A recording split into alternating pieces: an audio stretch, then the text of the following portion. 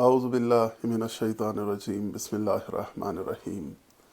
ناظرین محترم، السلام علیکم ورحمۃ اللہ وبرکاتہ۔ آج ماہ مبارک رمضان کی 10ویں شب ہے، اور 10ویں شب میں ہمارا یہ خاص پروگرام جو خاتم الانبیاء لائبریری پونچھ کے زیر اہتمام ہو رہا ہے، رمضان المبارک کی اہمیت و فضیلت کے عنوان سے، آج اس کا 10واں جلسہ ہے۔ میں آپ تمام ناظرین کرام کو پروگرام میں خیر مقدم کہتا ہوں، اور آج ہمارے اس پروگرام کے مہمان ہیں قبلہ و کعبہ حجت الاسلام و مسلمین مولانا سید امان حیدر رضوی صاحب قبلہ و کعبہ کا بھی خیر مقدم کرتا ہوں اس پروگرام میں۔ السلام علیکم ورحمۃ اللہ وبرکاتہ۔ بہت شکریہ۔ علیکم السلام ورحمۃ اللہ وبرکاتہ۔ جزاک اللہ۔ بہت شکریہ قبلہ و کعبہ، آپ تشریف لائے۔ قبلہ، ماہ مبارک رمضان کا آج 10واں روزہ ہے کل، اور آج 10ویں شب ہے۔ قبلہ، کیا روزے رکھنے کے لیے بھی کچھ قوانین کو فالو کرنا پڑتا ہے؟ ہم یہ جاننا چاہیں گے آپ سے، اور اس کے ساتھ یہ بھی کہ جو لوگ روزہ نہیں رکھ سکتے ان کے لیے کیا حکم ہے؟ اعوذ باللہ من الشیطان اللعین الرجیم، بسم اللہ الرحمن الرحیم، نحمدہ و نصلی محمد و آلہ بیتہ۔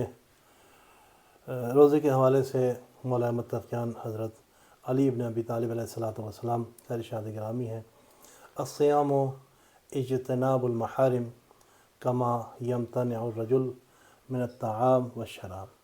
مولا فرماتے ہیں کہ روزے میں حرام کاموں سے اسی طرح پرہیز ضروری ہے جس طریقے سے انسان کھانے پینے سے پرہیز کرتا ہے۔ یہ روزے صرف چند دن کے ہیں، لیکن اس کے بعد بھی کوئی شخص مریض ہے یا سفر ہے یا تو اتنے ہی دن دوسرے زمانے میں روزہ رکھ لے گا، خود یہ آیت کا ترجمہ بھی ہے۔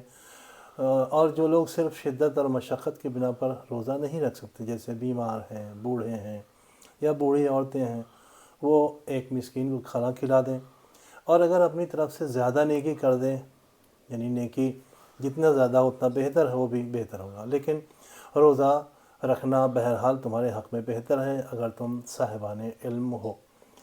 تم معذور لوگوں کے روزہ نہ رکھنے پر رکش نہیں کرو گے۔ اسلام نے ہر انسان اس کی ہر حالت کے لیے اسی لحاظ سے قانون بنایا ہے۔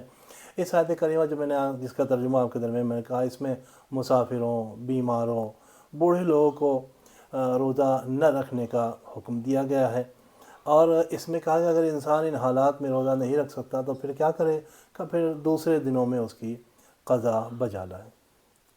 پھر اس کے علاوہ خداوند عالم نے کے حکم کے سامنے تسلیم ہونا ایک سب سے بڑی اہمیت ہے۔ الاسلام ہوا تسلیم۔ مولا خود اس میں اسلام کے جس کا یہ کہ تعریف کے بیان پر الاسلام ہوا تسلیم و تسلیم ہوا رضا۔ اسلام کیا ہے؟ اسلام یعنی مکمل تسلیم کرنا، خدا کے سامنے تسلیم ہو جانا، خدا کے حکم کے سامنے تسلیم ہونا، یہ سب سے بڑی اہمیت ہے۔ اگر اس نے روزہ رکھنے کا حکم دیا ہے تو پھر روزہ رکھیں، اگر روزہ نہ رکھنے کا حکم دیا ہے تو روزہ نہ رکھیں۔ بعض افراد کہتے ہیں کہ جو ہے جہاں دل نہیں مانتا ہمارا، نہیں، دل نہیں مانتا۔ خدا نے حکم دیا ہے کہ آپ ایج کے اس حصے میں پہنچ گئے۔ بہت سے افراد ایسی بیماریوں میں مبتلا ہو جاتے ہیں کہ اس میں پھر روزہ نہیں رکھنا، لیکن پھر بھی کہتے ہیں ہم روزہ رکھیں گے، اور روزہ رکھتے ہیں تو کیا ہوتا ہے؟ بیمار ہو جاتے ہیں، طبیعت اور زیادہ خراب ہو جاتی ہے، مشکل گھروں میں پھر وہ ہاسپٹل جاتے ہیں، پھر سلائیں چڑھتی ہے، پھر گلوکوز والا چڑھتا ہے، مشکل ہو جاتی ہے، گھر والے پریشان ہو جاتے ہیں۔ اللہ نے منع کیا، آپ بیمار ہیں یا بیماری کے بڑھنے کا خطرہ ہے تو آپ کے پر روزہ نہیں ہے۔ پھر یہ نہ کہ میرا دل نہیں مانتا، نہیں، اللہ کا دل ہے، اللہ نے حکم دیا ہے۔ جب حکم دیا روزہ رکھو تو پھر روزہ رکھیں، جب حکم دیا روزہ نہ رکھو تو پھر روزہ نہ رکھیں۔ اسی لیے اسی مطلب کو تفسیر مجموع البیان میں بعض اصحاب رسول خدا وہ سفر کی حالت میں بھی روزہ رکھتے تھے، اور وہ اپنا روزہ توڑنے پر مائل نہیں ہوتے تھے، کہتے ہیں ہم کو روزہ نہیں توڑیں گے، تو رسول خدا نے ان لوگوں کو گنہگار قرار دیا ہے۔ اور حضرت امام صادق علیہ السلام فرماتے ہیں اگر کوئی شخص سفر میں روزہ رکھتا ہے تو میں اس کی نماز جنازہ نہیں پڑھوں گا۔ اتنی اہمیت ہے کہ خدا کا حکم بہرحال ہر حالت میں ہم کو ماننا بجا لانا ہے۔ وہ سب یہ بھی جاننا چاہیں گے کہ یہ جو 10ویں ماہ مبارک ہے، اس کے شب و روز کے بھی کچھ مخصوص اعمال ہیں؟ جی، اس میں ایک تقریباً نماز مغرب کے بعد 20 رکعت نماز وارد ہوئی ہے، اور اس کا طریقہ یہ تقریباً اسی طریقے سے ہے جیسے آپ 1000 رکعت نماز پورے ماہ میں ہے۔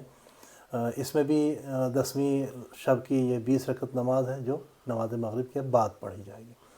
ہر رکعت میں سورہ الحمد کے بعد طریقہ یہ ہے کہ ہر رکعت میں سورہ الحمد کے بعد 30 مرتبہ 30 ٹائم سورہ توحید قل هو اللہ احد کی تلاوت کریں گے انسان۔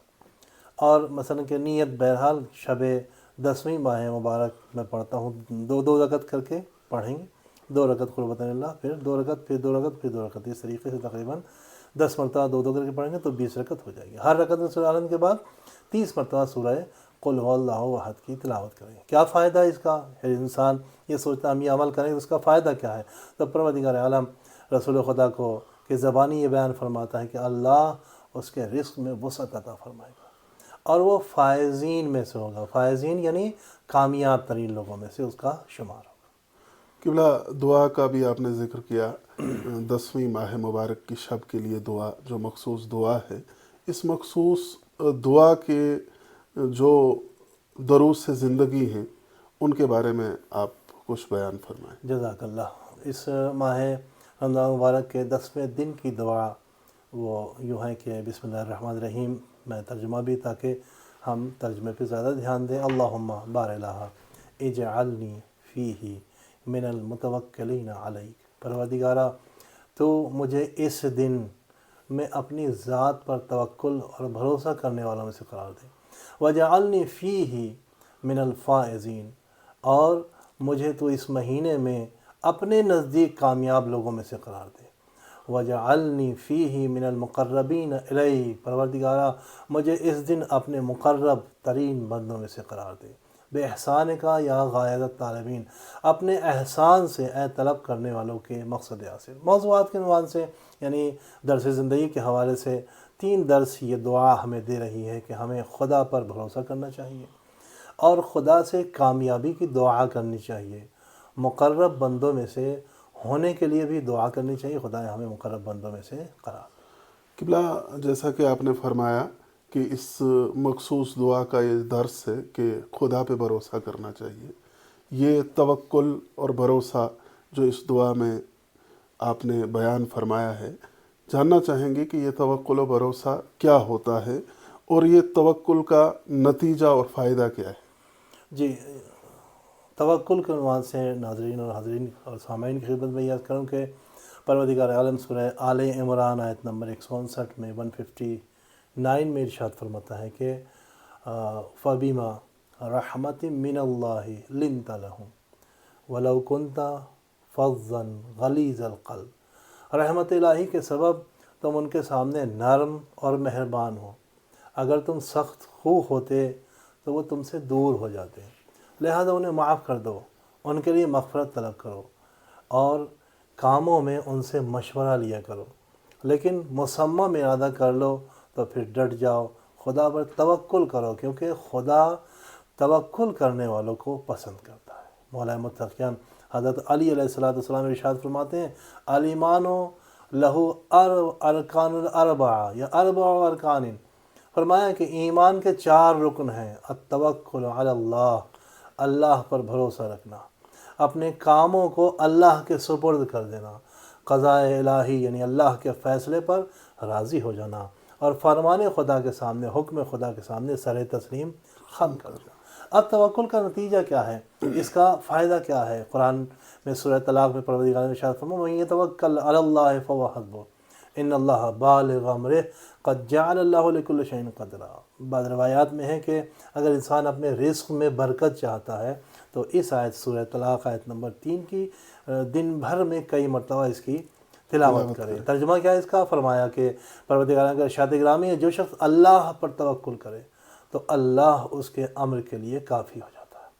اللہ اپنے امر کو انجام تک پہنچا کر رہتا ہے، لیکن اللہ نے ہر چیز کے لیے ایک اندازہ مقرر کیا ہے۔ رسول خدا صلی اللہ علیہ وآلہ وسلم ارشاد فرماتے ہیں کہ من احب ان یکون اقوی الناس، جو بھی یہ چاہتا ہے کہ لوگوں میں قدرت مند ترین انسان ہو جائے تو اسے چاہیے کہ اللہ پر بھروسہ کرے۔ مولا متقین فرماتے ہیں علیہ الصلوۃ والسلام کہ جو شخص اللہ پر بھروسہ کرے تو اس کی مشکلات آسان اور اس کے اسباب فراہم ہو جاتے ہیں۔ اس کے بہت بہت شکریہ قبلہ کعبہ آپ کا انتظامیہ کمیٹی خاتم الانبیاء لائبریری پنچ کی جانب سے کرتا ہوں کہ آپ پھر ایک مرتبہ ہمارے پروگرام کی زینت بنے۔ میں آپ کا بہت بہت شکر گزار ہوں۔ خدمت کا موقع ناظرین محترم، آپ کا بھی بہت بہت شکریہ کے ساتھ آپ سے یہ گزارش ضرور کروں گا کہ آپ ان ویڈیوز کو زیادہ سے زیادہ مومنین کے ساتھ شیئر کریں تاکہ مومنین بھرپور فائدہ لے سکیں، اور آپ سے یہ بھی گزارش ہے کہ ہمارے اس پروگرام کو بہتر بنانے کے لیے اپنی بہترین آراء سے ضرور نوازیں، کمنٹ باکس میں اپنی رائے ضرور پیش فرمائیں۔ والسلام علیکم ورحمۃ اللہ وبرکاتہ۔